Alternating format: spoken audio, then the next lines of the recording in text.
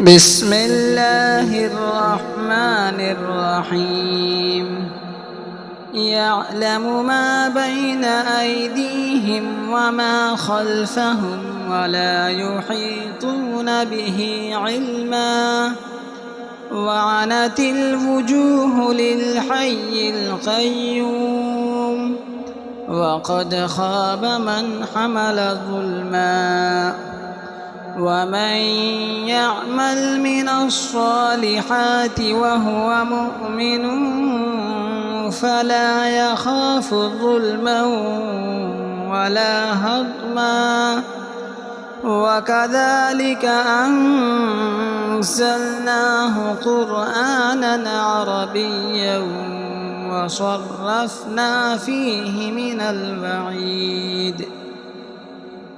الوعيد لعلهم يتقون أو يحدث لهم ذكرا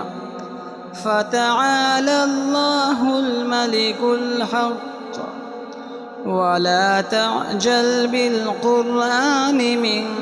قبل أن يقضى إليك وحيه وقل رب زدني علما ولقد عهدنا إلى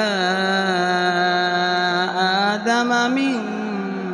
قبل فنسي ولم نجد له عزما.